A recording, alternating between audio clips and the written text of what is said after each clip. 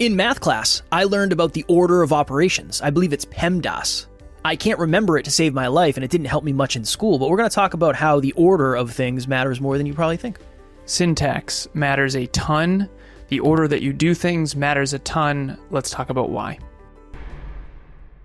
Next Level Nation, today for episode number 2213, maybe the simplest reason why most people aren't successful. This is our first episode back.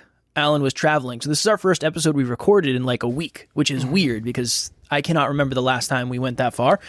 You wanted to do this episode. I'm going to kick it to you because we don't have a ton of time. This is most likely going to be a part 2 situation at the end. We'll find out. Why do you want to do this episode? Okay. You know that saying, it's like riding a bike?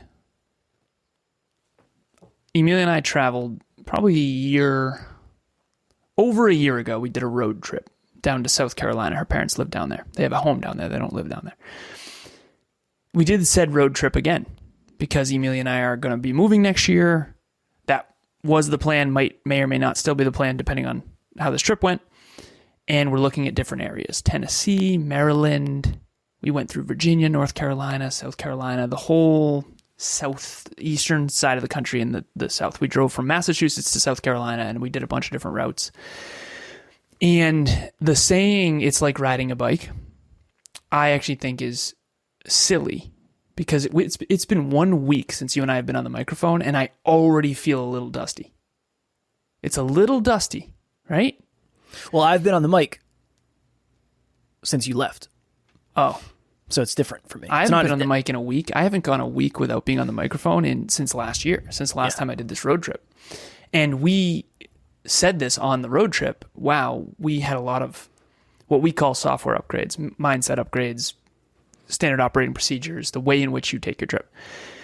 And I said there's too much time in between the last trip and this trip to like lock all that in. By the time we got really good at traveling on this road trip time to come and home. Prioritizing and optimizing everything, which is what I'm going to get to, we were on our way home. Yep. By the end of the week, we got really good. Now, I said this to you earlier. I'm going to read this. Did I send it to you in WhatsApp or did I message you? WhatsApp group coaching. Nice, thank you. Mm-hmm. That is not I've been where getting I was sleep. Go. My mind is like a fucking steel trap nowadays. I love it. Since the stress of Alan left my life for a week, God, I'm firing on all cylinders. Nice. Oh, nope. That's not the one. That's a different one. That's business related. When I travel, it makes it very obvious to me why, and this is the research, 97% of people do not have clear written goals that they achieve. You can research it on your own. There's a bunch of different, some people say 9% of New Year's resolutions get achieved, so less than 10%. And if 10 people do a New Year's resolution, only one of them achieves it, basically. And there's a bunch of different studies and all that, but the study that I'm referring to, the research that I did for a meetup a while back, was 3%. So I locked in on that number. Clear, written, SMART goals that are specific, measurable, achievable, realistic, and time-bound is 3%. And I think that's actually probably high. And I said this to Kev. I said, P.S., Kevin, we should do an episode on the difference between goal orientation and lifestyle orientation. Super important concept. Okay, so in driving south, I got to see all the different cultures, all the different states. I got to see the weather change, the climate change. It was interesting. So it's basically a 15-hour drive, and we did it in different legs. But it was very hard for me to optimize and orient my life around my goals. So 2 things for this episode. One, I witnessed a lot of other people. I did a lot of people watching in the less creepy sense of it, okay? I just saw a lot of different walks of life. Truckers, people at the gas station, you name it. And kids, families, all different walks of life. We do Tesla chargers, so we had to stop at chargers all down the East Coast.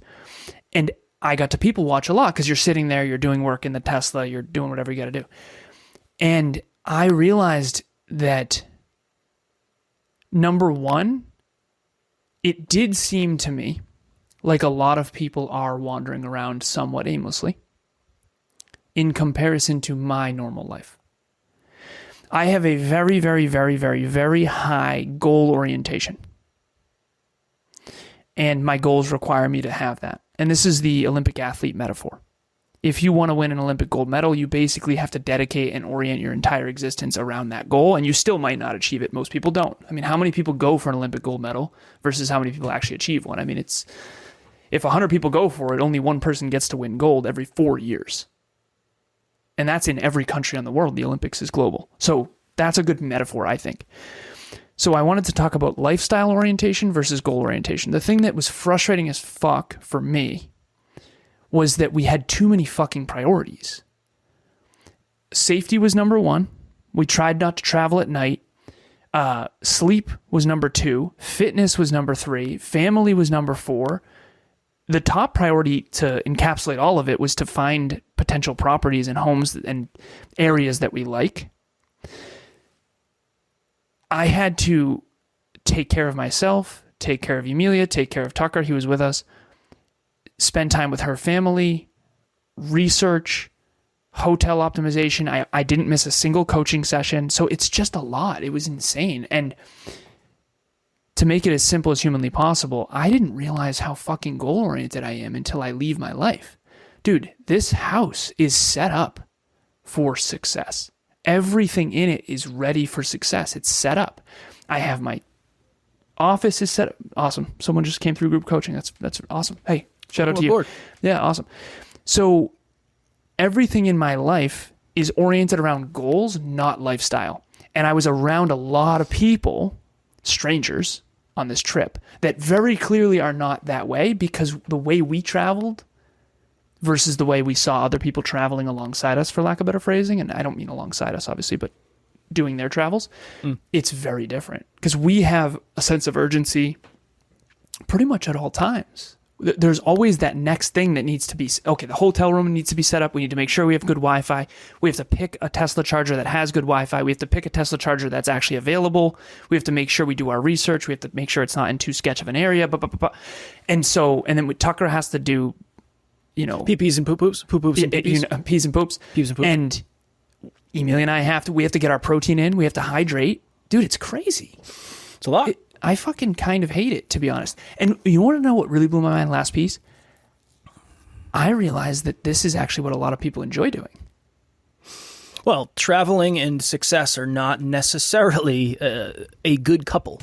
It's always good for me when you go do this, because to me it's always like, yeah, of course. Like it's very much a common thing for me versus like a blind spot for you, because I travel way more than you. And I know this is the thing. And this is like really the theme we've been on recently of privilege creates pressure in a lot of ways. Privilege creates pressure.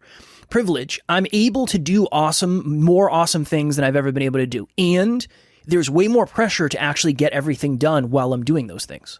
Yeah. So I'm already, one client wants me to go to New Jersey to help them set up their studio. I'm going to Toronto to Evan Carmichael's mastermind in December. And then we have another client who has a second home in Florida where I might go help them set up their studio there. Nice. And one of the people from that podcast and YouTube channel wants to play golf. It's like, awesome. And travel is way more stressful than it is relaxing, because I don't really get to, it's like, okay, Wi-Fi in the Airbnb. It's got to make sure it's good. Okay, cool. Yep. Does it make sense to rent a car? Should I just Uber? Well, okay, cool. Let's figure that out. When am I going to batch my WhatsApp? Because I'm going to be setting up the studio, so I'm not going to be able to be in WhatsApp all day. Okay. What about clients that need anything that pop up? Okay. So, well, everything you just said is goals. Yes. Golfing is lifestyle. So we went on the boat. Mm-hmm. It's almost like pre-road trip, my life is goal-oriented. My relationships, my team, what I do and don't do, what I think and don't think, what I say and don't say, what I feel and don't feel, what I believe and don't believe is predicated on a goal orientation. Everything in my life is oriented around goals. And then when I go on this trip, we have to interweave lifestyle, and all of a sudden it's like a lifestyle orientation. And her family's in a very different phase of life. Her parents are obviously older. They're in their late 50s and early 60s. And they're I don't want to say retired because they're definitely not, but they're like on the way toward retirement. It's a very different stage. And they're very lifestyle oriented. You know, they're like, we're going to go look at a car. We're going to do this. It's like, what are we having for dinner? And Emilia and I are like, listen, we have to work the whole fucking time. And that's okay. And it was just very interesting to me. And this is a success podcast. This is a success company. I'm very grateful for that because it lets me be more me. I want to say this out loud to everyone out there watching or listening. One of the reasons you have not achieved your goals and dreams is just purely you're prioritizing lifestyle over goals. For sure. I had to prioritize lifestyle over goals this week, and I fucking hated it. Hated it. Now, I didn't hate all of it. I liked the boat. I went from coaching session, tech center, back, let Tucker out, on the boat, 2 hours, beautiful ocean, unbelievable, back to the tech center, team huddle, blah, blah.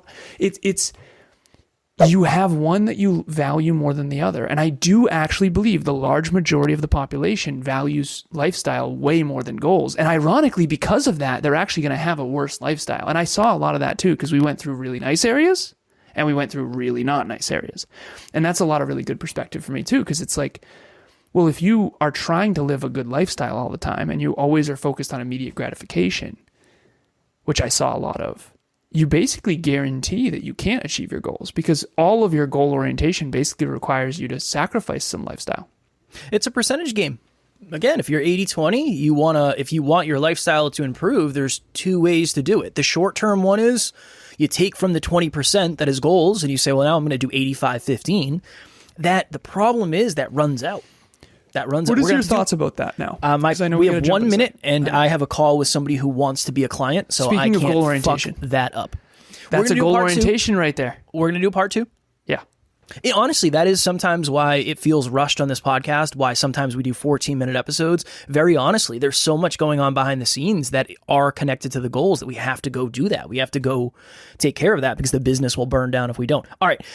Next Level Nation, I haven't said that in a freaking week. Next Level Nation, a private Facebook group of like-minded people like you who are trying to get to the next level. And if you are looking for a coach that can help you prioritize these things and put the things in the right order, Alan has coaching slots available. If you have not done a free business breakthrough session, the first one is free. We'll have those links in the show notes below. As always, we love you. We appreciate you. Grateful for each and every one of you. And if you are as committed as you say you are to getting to the next level, make sure you tune in tomorrow because we will be here to help you get there. Keep reaching for your full potential. Next Level Nation.